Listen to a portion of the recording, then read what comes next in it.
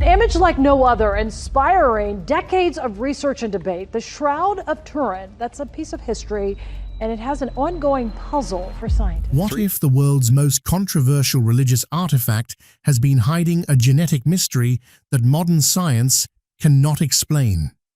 For decades, experts believed the Shroud of Turin had revealed all of its secrets, but then one DNA analysis changed everything. Veteran researcher Barrie Schwortz stared at the laboratory report in disbelief. After spending more than 40 years studying the famous cloth, he thought he had seen every theory, every test, and every controversy imaginable. He couldn't have been more wrong. The genetic material recovered from the ancient fibers refused to match any known historical pattern. It wasn't consistent with medieval Europe. It didn't fit Roman-era Judea.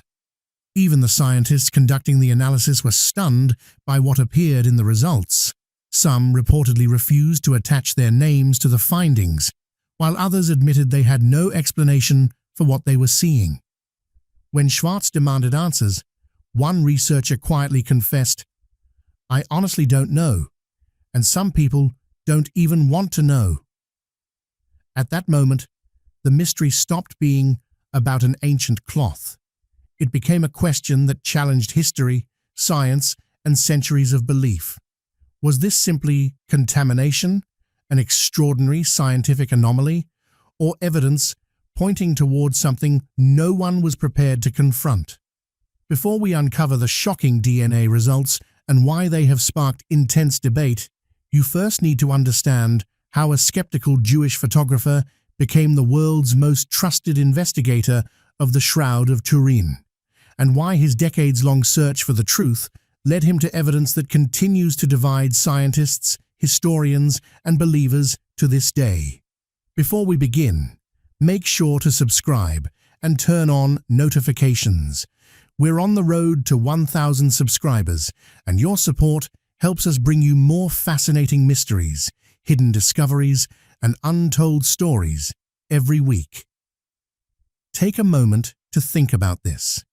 Anyone who removed that burial cloth from the tomb would have been risking the same brutal punishment that Jesus himself had just endured. The Romans were ruthless, executing people for crimes far less serious than interfering with an official crucifixion. So ask yourself one simple question. Would you willingly face death just to save an ordinary piece of cloth belonging to someone you barely knew? Or would you only make that sacrifice if you truly believed the man wrapped inside it had risen from the dead? The existence of the shroud alone raises a question that history has never been comfortable answering. The story truly begins in 1978.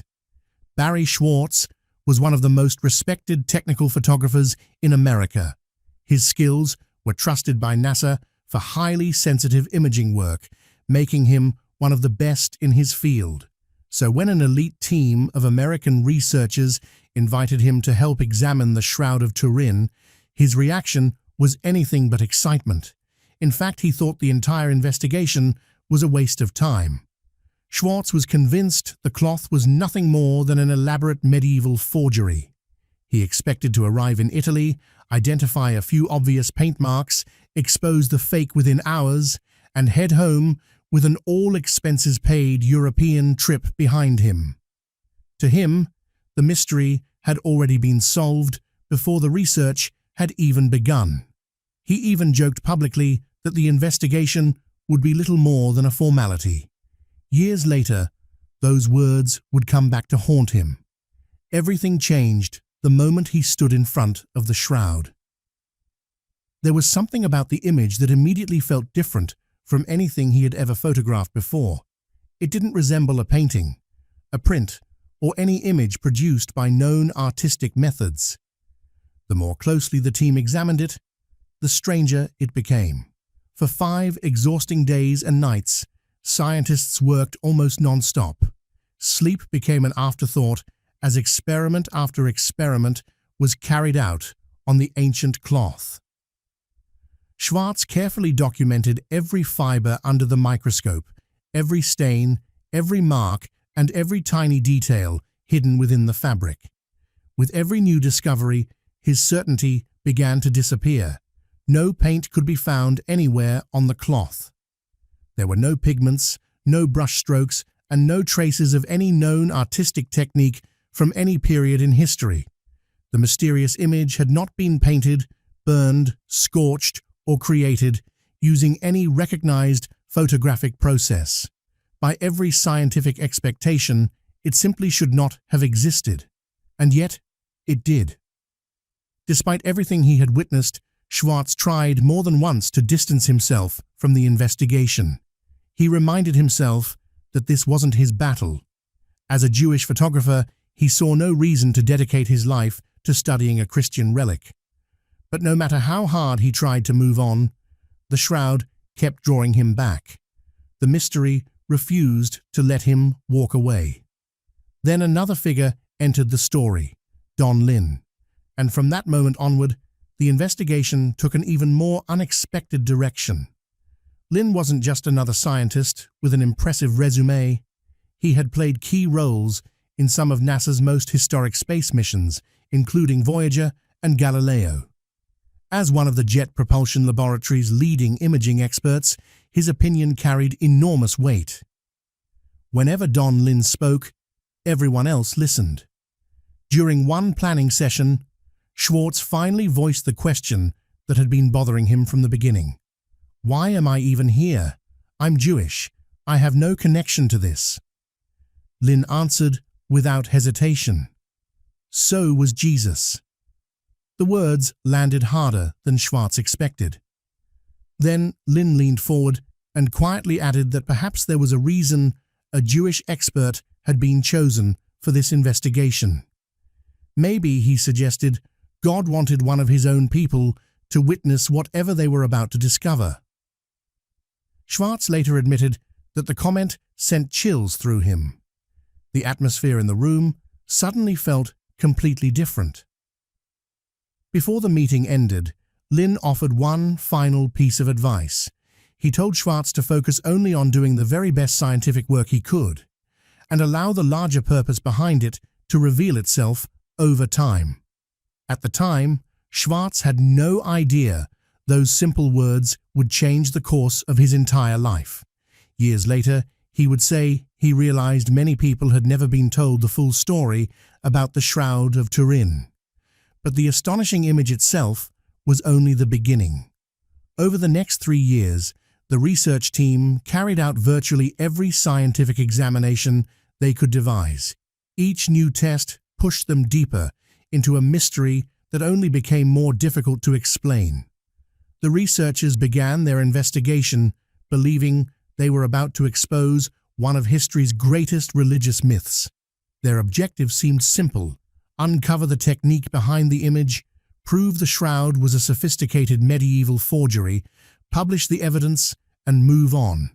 But the deeper they looked, the more impossible the mystery became. Every scientific test eliminated another explanation. There was no trace of paint, no pigments hidden in the fibers, no dye residue, no evidence of heat damage, and no photographic chemicals that could account for the image. One by one, every conventional theory collapsed. Yet the most astonishing discovery wasn't that they couldn't identify the process. It was that years of peer-reviewed scientific research demonstrated no known technology, ancient or modern, could reproduce an image with the same extraordinary properties. That conclusion forced even experienced researchers to confront an uncomfortable reality. Humanity has sent robotic missions across the solar system, mapped the human genome, and mastered technologies once thought impossible. Yet we still cannot recreate the image preserved on the Shroud of Turin. When the team's findings were finally released, many expected fierce scientific debate. Instead, something far stranger happened. There were no widely accepted studies that successfully disproved their work, no breakthrough explanation that solved the mystery, and no convincing alternative theory that answered every question. Rather than igniting years of public controversy, the research was met with an unusual silence. One of the most puzzling scientific investigations of the 20th century seemed to fade quietly into the background without a satisfying explanation. Surprisingly, Barrie Schwortz still remained unconvinced. Even after witnessing years of meticulous research firsthand, he continued to doubt the shroud's authenticity. One detail refused to make sense to him. The bloodstains on the cloth remained distinctly red, while anyone familiar with forensic science knows that dried blood normally darkens to a deep brown after exposure to air. That single inconsistency kept Schwartz firmly rooted in skepticism for nearly 18 years. As long as he couldn't explain the color of the blood, he believed there had to be another answer. Before we reveal what finally changed his mind, take a second to subscribe and turn on notifications.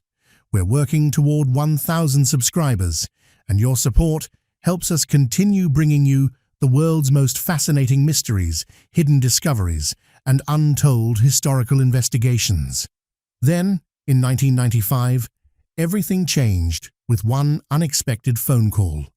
On the other end was Dr. Alan Adler, a Harvard-trained biochemist, internationally respected blood chemistry expert, and fellow Jewish researcher whose expertise was recognized around the world. Adler told Schwartz that laboratory analysis had revealed extraordinarily high levels of bilirubin in the blood found on the shroud. Schwartz understood the scientific term, but he didn't understand why it mattered. Adler explained that when a person suffers extreme physical trauma, severe beatings, repeated whipping, massive blood loss, puncture wounds, and the overwhelming shock associated with crucifixion, the body can release exceptionally high amounts of bilirubin into the bloodstream. Under those extraordinary conditions, the blood can retain its reddish appearance instead of turning the dark brown color normally expected over time. As Adler explained the science, Schwartz felt years of doubt begin to disappear. The very detail that had convinced him the shroud couldn't be authentic suddenly became one of the strongest arguments in its favor. For nearly 2 decades, the answer had been sitting directly in front of him, but without specialized knowledge of blood chemistry, he had never recognized its significance. In that moment, Schwartz's final objection vanished. He became convinced that the shroud was not an elaborate medieval creation, but the genuine burial cloth long associated with Jesus of Nazareth. Yet even that astonishing revelation was only the beginning. In recent years, advanced genetic testing has uncovered another layer of the mystery, one that has left scientists with even more questions than answers and taken this remarkable story into an entirely new and deeply unsettling direction. For many researchers, the DNA analysis has become one of the most controversial chapters in the entire Shroud investigation. When scientists extracted genetic material from fibers on the cloth, they expected the results to reflect centuries of handling by countless people: medieval clergy, pilgrims, restorers, conservators, and museum staff.